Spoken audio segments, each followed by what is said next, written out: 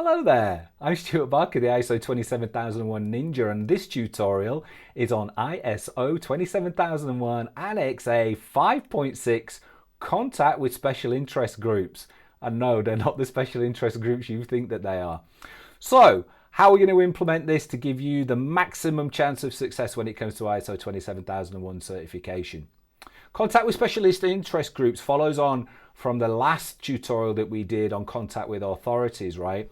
What we're doing here is we're looking at what special interest groups are we involved with that are increasing our information security posture, that are making us better, making us stronger, giving us news and alerts and insights that we're using as part of our continual improvement process. Which special interest groups are we involved in that are generating for us threat intelligence information, which we'll look at when we get to Annex A 5.7.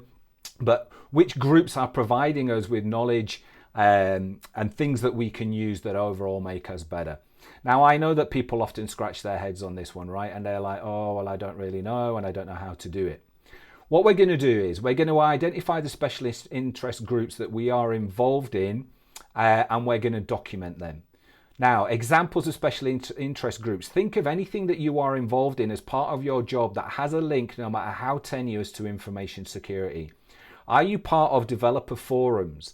Are you a part of developer communities, technical communities, regulatory communities? Are there things that you are involved in that can generate information or generate things that are relevant to information security? Microsoft developer programs, Apple developer programs. You know, you might be part of a regulated industry where you have to, contribute and pay fees. These are the kind of things that we're looking at. Anything that generates that level of information that you can link to information security is going to go in there. Don't over-egg it, don't overthink it, but do it appropriate to you. And if there are specialist interest groups that an outsider who doesn't know what you do would expect you to be in, put them down, or at least have a reason why you're not involved in them.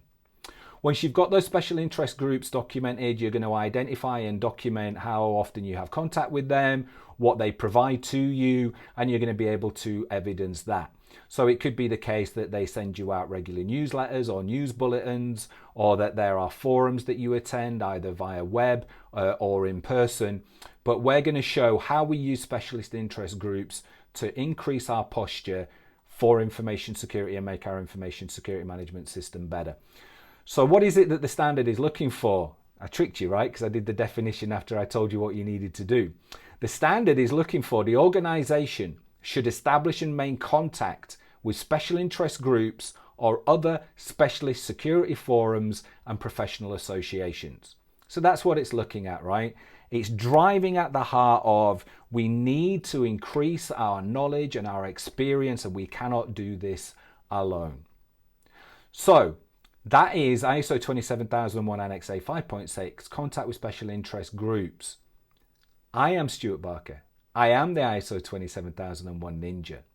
There is a tutorial blog that goes along with this video that you can access by clicking the link. Much more information in there. But until the next tutorial, peace out.